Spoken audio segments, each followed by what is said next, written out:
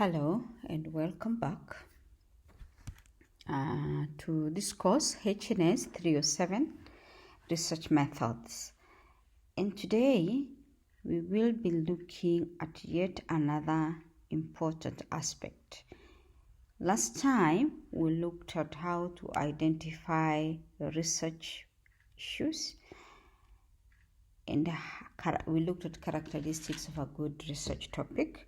And today we're going to go to the next step of looking at research problem, or otherwise called problem statement. Let's just see how that falls in the whole scheme of things. So in the research architect, remember we started with identifying the research topic or our area of interest. Then we're going to be looking at problem statement, and we'll be going forward to look at how to formulate the research question, how to justify the study. We'll look at how to develop objectives and hypotheses, how to select the study design, how to select the the population, how to collect the data, how to analyze, how to do the report writing, and finally how to disseminate. So today we are basically focusing on the second stage, which is problem statement.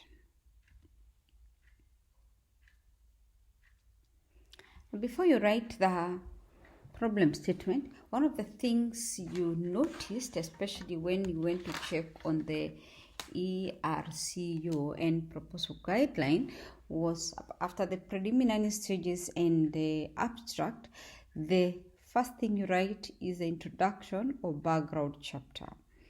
Now, the background chapter is supposed to provide the necessary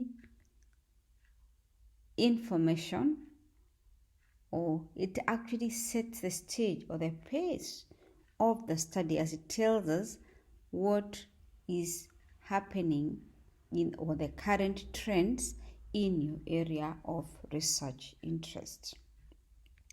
We don't get it from nowhere.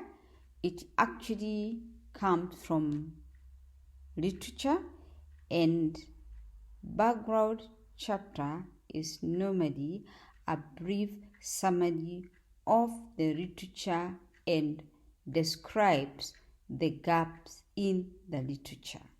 Once we identify the gaps through literature search, then we are able to describe what the problem is. And as you have noted from your guideline, usually that introduction or background should not go beyond 2 pages. So what is this problem statement which you're talking about? Problem statement is basically the gaps which the researcher identifies during literature review, and those gaps are what introduces the significance of the topic or the importance of doing that research. The problem statement also contextualizes the research and shows the need to conduct the research.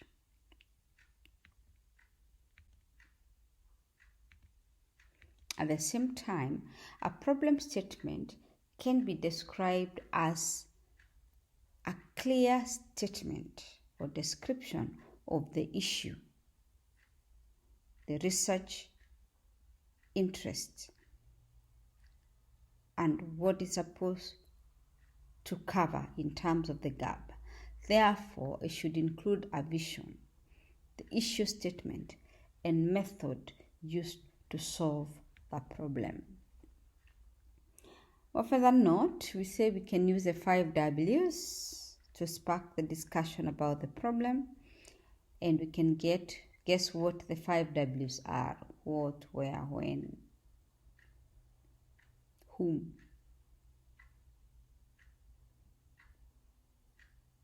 Once we ask ourselves those questions, then we'll be able to focus our efforts. A problem statement should represent a solvable problem. That is why it is focused. Generally, A problem statement addresses three main issues. What is the problem? Why is it important? And what should be done about that issue? Let me just clarify. Let me just mention something small, that the problem statement should include a method on how the researcher intends to solve the problem. The research problem should actually be a logical flow of statement. We need to check the magnitude of the problem, the frequency of the problem, the distribution of the problem, who is affected, what areas are affected, what ethnic groups are affected, are there any gender considerations? Are male more affected than females? What is the probable cause of the problem? And what current knowledge is there about the problem, especially regarding its causes? Is there an agreement generally in the field or among the researchers or practitioners?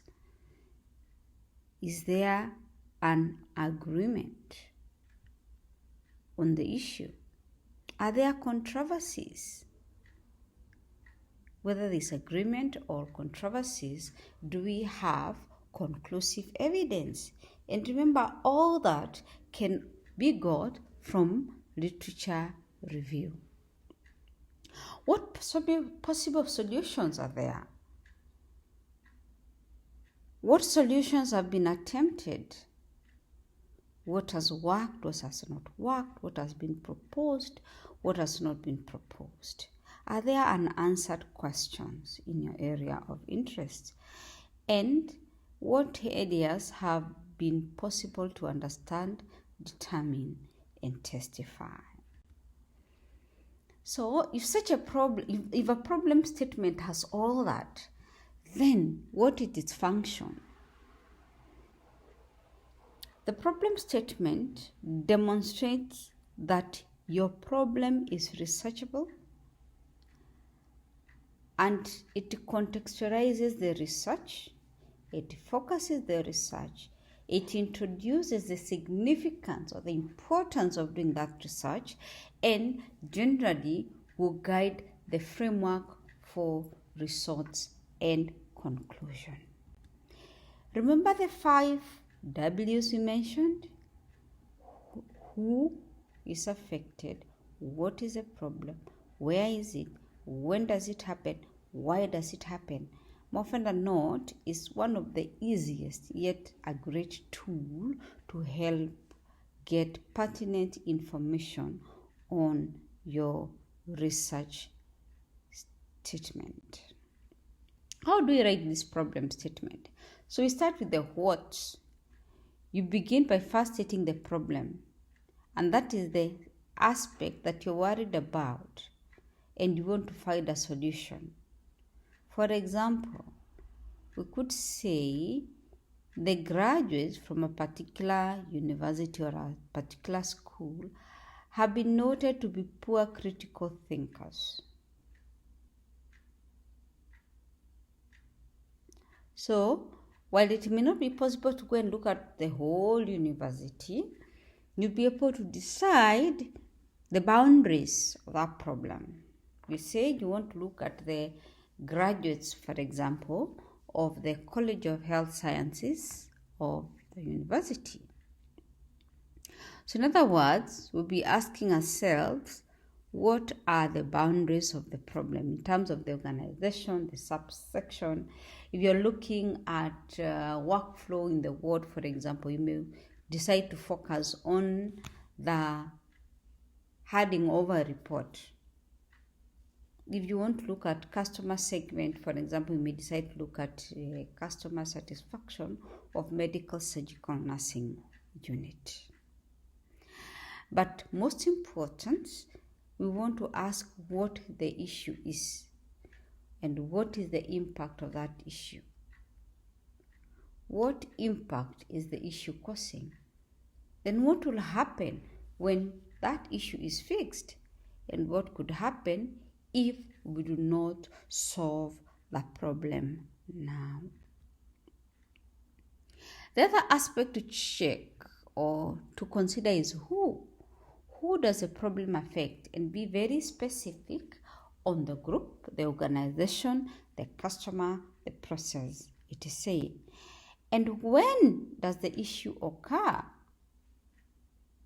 That will guide us as to knowing when it does need to be fixed. Where is the issue occurring? Is it only in a certain location? Is it only in one stage of the process? Or is it about a particular product? Where? So we're going to go through a few examples and see where we get to. And as you go through these examples, I encourage you to practice how to write a problem statement using your own research topic. The first thing we want to address is look at why it is important that the problem be investigation. In other words, we want to give a rationale as why it is of concern. Let's look at an example. If employers are complaining about the poor critical thinking skills of graduates they employ, we need to ask ourselves what questions need to be answered concerning this issue convincingly. What has not been answered? What answers have been found to present?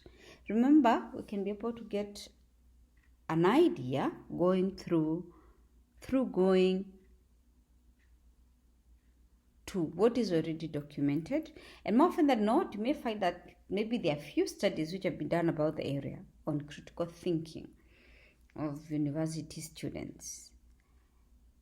You may find that while other studies may have focused on primary schools, high school, intermediate schools, you may find that very few studies have been done on critical thinking skills of graduates.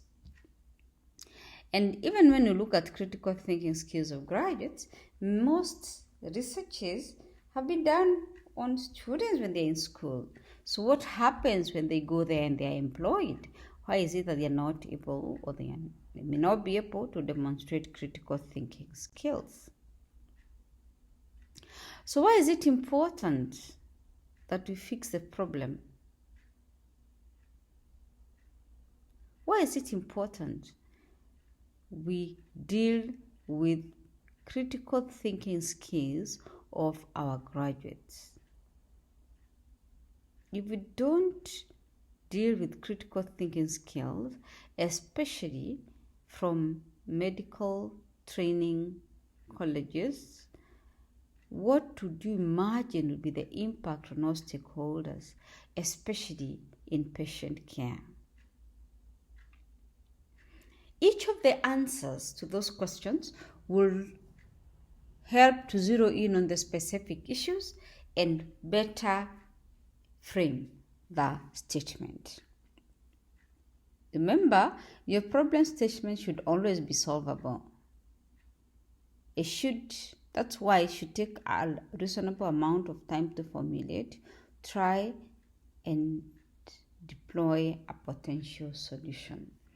Remember, once you're able to diagnose or understand an issue or problem and document the same, then 50% of the problem is sorted.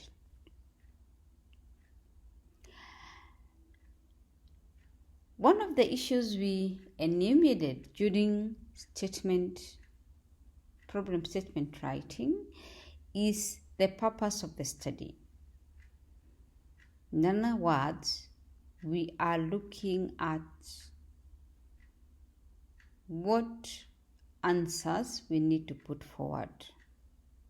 We need to state what should be done. That has to be very clear. There should be no doubt in your mind what you intend to do as a researcher.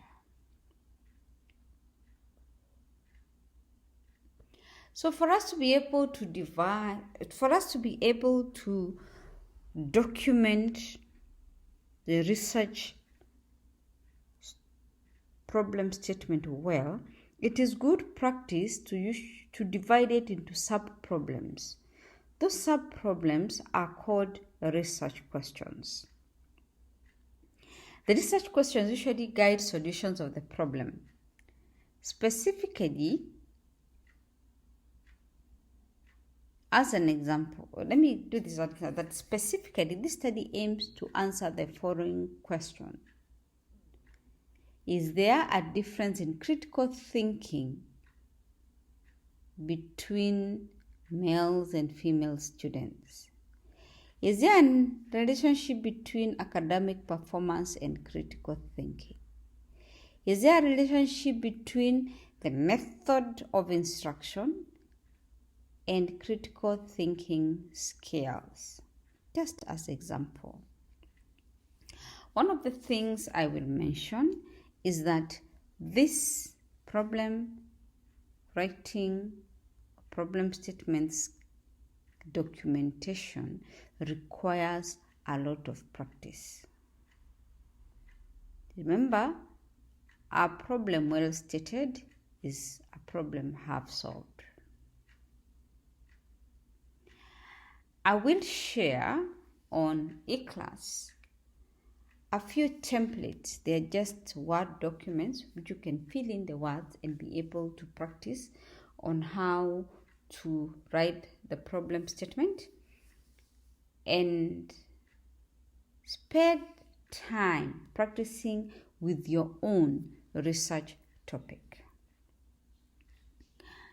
We will take some time now and spend the next few moments focusing on research questions and how to formulate them.